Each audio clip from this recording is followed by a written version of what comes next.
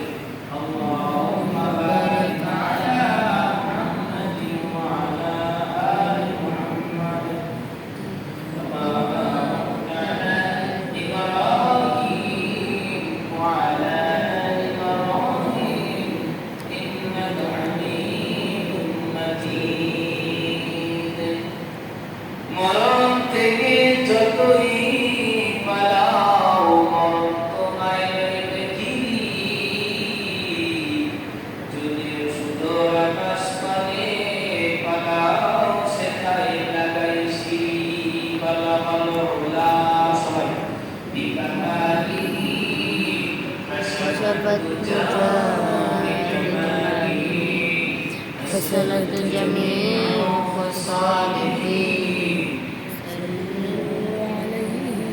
আল্লাহ তুমি রহম করো নসিব করো মদিনা দয়ার নবীকে না দেখাইয়া কবরে নিও না বিশ্বের সারা বিশ্ব নবী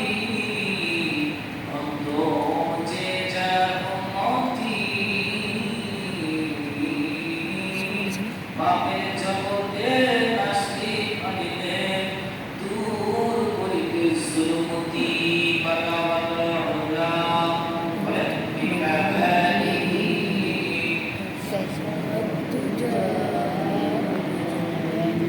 حسنت جميع خصاله صلوا عليه وآله الحمد لله আল্লাহ তাআলা জালালুর দরবারে অসংখ্য অগণিত শুকর যিনি আপনাকে আমাকে এই মারামারি কাটাকাটি হাজারো অসংখ্য পেরেশান ব্যস্ততা থেকে কাজকর্ম থেকে আল্লাহ পাক আপনাকে আমাকে ভালোবেসে মহব্বত করে আদর করে সুস্থ রেখে পবিত্র জুমা নামাজ আদায়ের লক্ষ্যে দুনিয়ার জমিনের সবচাইতে উত্তম জায়গা শ্রেষ্ঠ জায়গা মসজিদে এসে অল্প সময় করানো হাদিসের কিছু কথা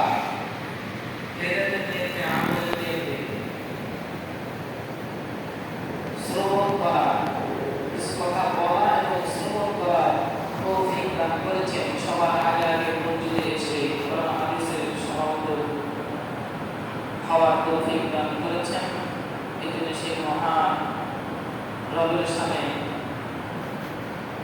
সকলেরই হৃদয়ের নিগানো আবেগ অনুভূতি ভালোবাসা মহব্বত উজাড় করে দিয়ে রবের সামনে কালেমাতুশ শুকর আদায় করে সকলে জবান করে বলছি আলহামদুলিল্লাহ।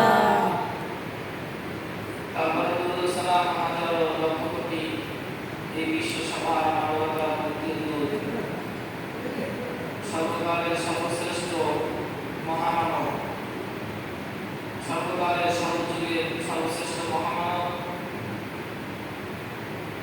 ইতিহাসের ভাষায় ঐতিহাসিকদের বর্ণনায় কলমিস্টদের ভাষায় কলমের বর্ণনায় সর্বকালের সর্বশ্রেষ্ঠ মহামানব যিনি আমার আল্লাহর প্রিয় নবী হযরত মুহাম্মদ মুস্তাফা সাল্লাল্লাহু আলাইহি ওয়াসাল্লাম যে শেষ পয়গম্বরের উম্মত হওয়ার জন্য এই পয়গম্বরের মধ্য থেকে এমন একজন পয়গম্বর আল্লাহ তাআলা দুনিয়ার জমিনের উপরে পয়গম্বর পাঠিয়েছেন যিনি আল্লাহ পাকের কাছে আরজ করেছেন আল্লাহ আপনি আমাকে আপনার শেষ পয়গম্বরের উম্মত বানান বলেন না সুবহানাল্লাহ। অথচ যে ব্যক্তি বলতেছেন যিনি বলতেছেন তিনিও কিন্তু একজন নবী তিনিও কি একজন নবী আল্লাহ পাক রব্বুল আলামিন সেই পয়গম্বরের আওয়াজ আল্লাহ তাআলা কবুল করে নেন বলেন সুবহানাল্লাহ। সেই নবী আবেদনকে আল্লাহ তাআলা গ্রহণ করে নিলেন কবুল করে নিলেন যে যাও আমি তুমি নবী হওয়ার পর তোমার এত বড় আক্ষেপ এত বড় আগ্রহ তুমি আমার শেষ নবীর উম্মত হওয়ার জন্য আমার সাথে আমার কাছে তুমি আবেদন করলে আমি আল্লাহ তোমার আবেদন কবুল করে নেব যাও তোমার শেষ পয়গম্বরের উম্মত হয়ে আমি তোমাকে দুনিয়াতে পাঠাবো এখন আসেন আসবে ঈসা ঈসা আলাইহিস সালাম আছেন না তিনি কি নবী না সাধারণ কোনো মানুষ আমার আলোচনার সূচনায় মানুষ চরিত্রের মধ্য দিয়ে আমি পরকালের থেকে আকাশ পাতাল বিলম্বর পৃষ্ঠ থেকে আলোচনা করেছি 16 পারা 22 নম্বর পৃষ্ঠ থেকে আমি 22 পারা 16 নম্বর পৃষ্ঠ থেকে একটা আয়াত পাঠ করেছি সেই আয়াতে কারিমার মধ্যে আল্লাহ পাক রব্বুল আলামিন আয়াতের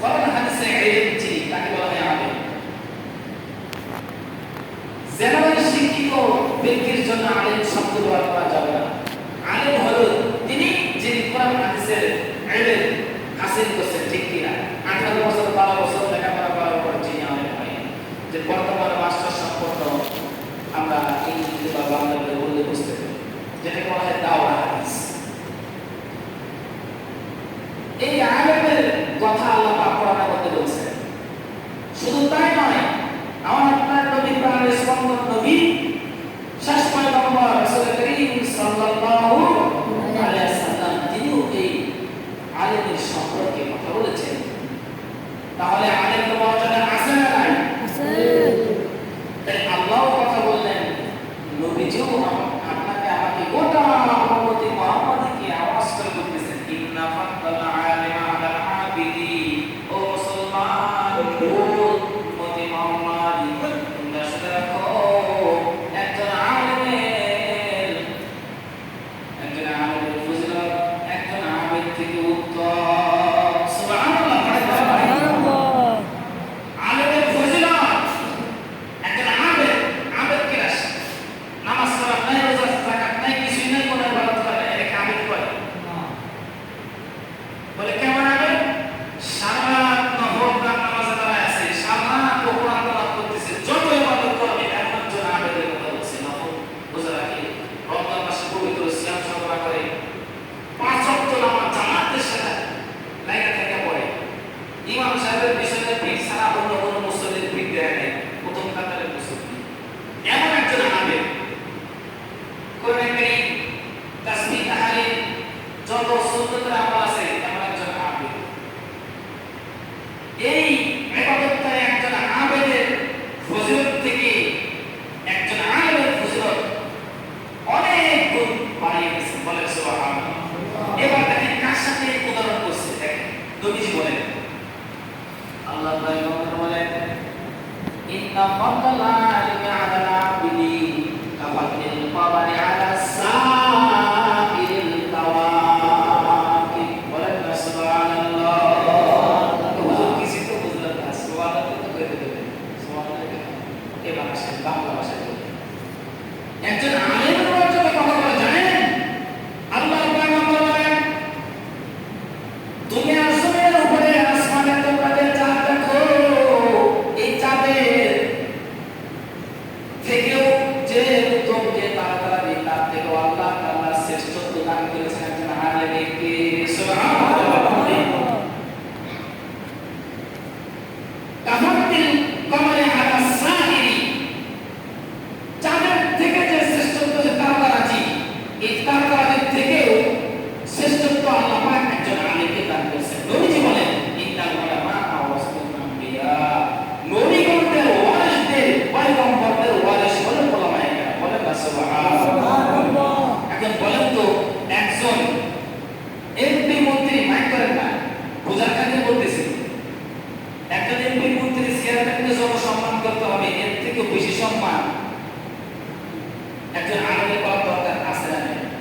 চেয়ারম্যানকেও আমরা মান সম্মান ইজ্জত দেব, কিন্তু একজন আলেমের সম্পর্কে কিন্তু কোরআন ও হাদিসে আছে না নাই?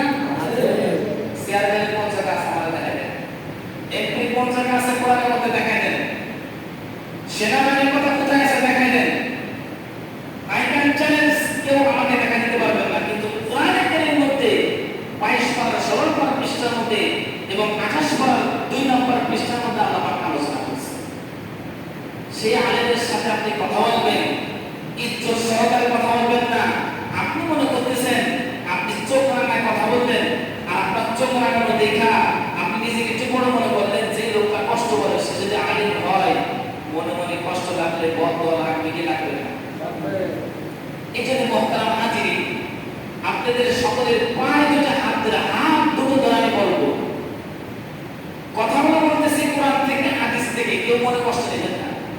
জাস্ট আমার আপনার সুন্দরের জন্য, এবং আল্লাহ পাকের কোরআনের মধ্যে যেই কথা বলছে সেই কথা আপনাদের সামনে আমি পেশ করতেছি। আমার ব্যক্তিগত কথা বলতেছি, ব্যক্তিগত কোনো কথা বলতেছি বলেন না।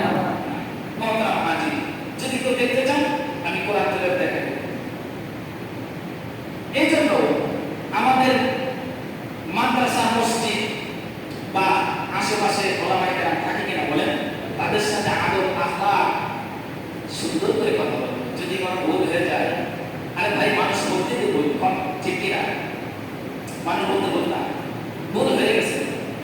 এখন এই ভুলের সমাধান স্বরূপকে আপনি আপনার নিজের ব্যক্তিত্ব প্রকাশ করার জন্য, হেরাম দেখার জন্য কি আপনি সবার সামনে বা নিজেকে এরকম ভাবে আপনি প্রকাশ করলেন যে লোকটা কষ্ট পেয়ে গেল, সে জ্যামে হোক, চোখের সাথে হোক, জবানের দ্বারা হোক বা 2 হাতের দ্বারা হোক, তাহলে আপনার ক্ষতি আপনি নিজেই করবেন, ঠিক কিনা?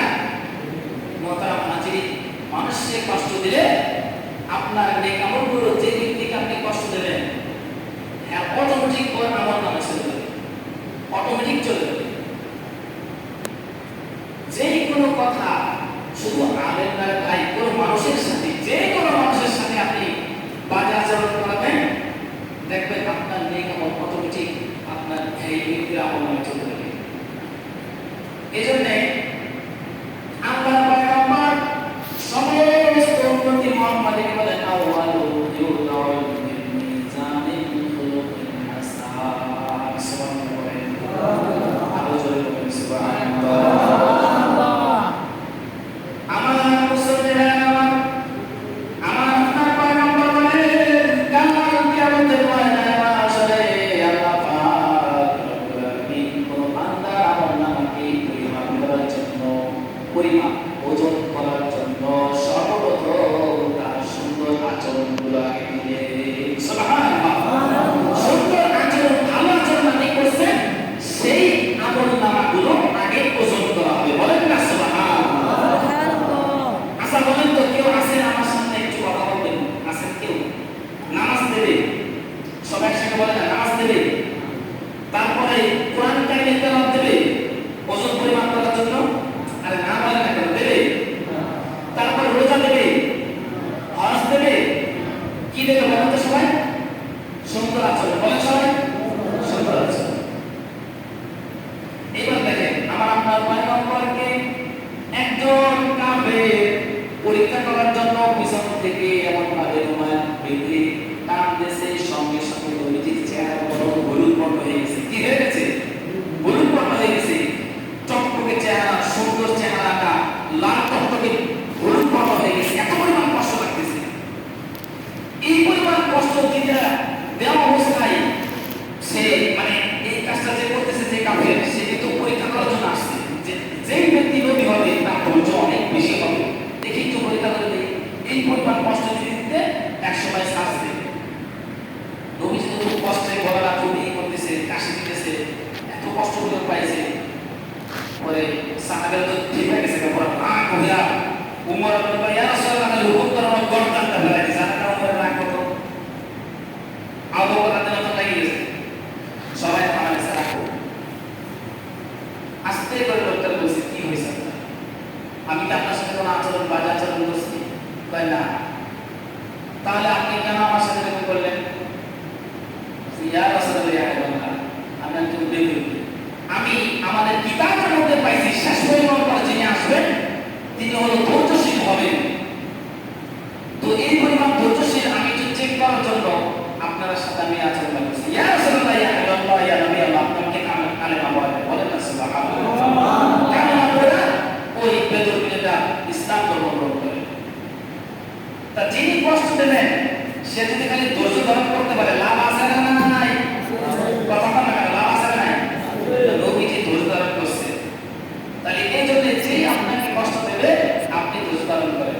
লোকটারে বুঝান, আমি তো বোঝাতে চাই কোরআন হাদিস দ্বারা, আমি তো মুখে মেইন করে কেউ আঘাত প্রাপ্ত করে আমি কেউ কোনো কথা বলতে চাই না। তারপরেও আমি আপনাদের সামনে কথা হয়ে গেছি। মোহতারাম হাজিরিন, এই সুন্দর আচরণের দ্বারা কি হবে?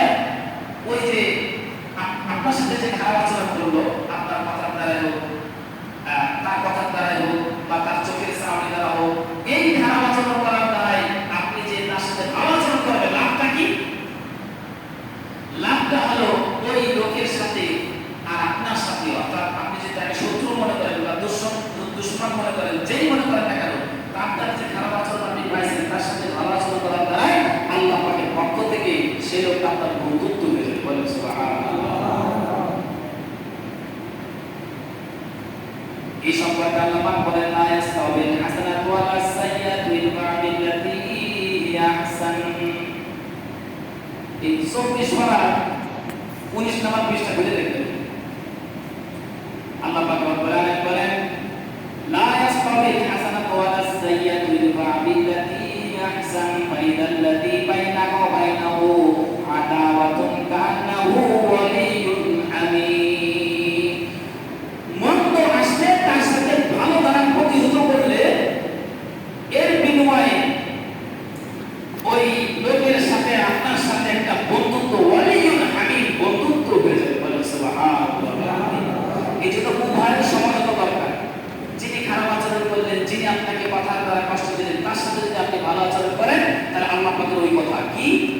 যে তার সাথে আপনার একটা বন্ধুত্ব সৃষ্টি করে দেবে, মানে লোকটার সাথে এরকম বললাম এরকম কথা আসলে ঠিক হয় না। এই যে এই একটা মনে বাড়ি দেবে, এক কথা বুঝতেছেন আমার? মানুষের মন কি সবসময় পাথর থাকে বলেন? এক সময় হলে কি সে কি বুঝতে পারে না এই কাজটা আমার ঠিক হয় না, ঠিক হয় না।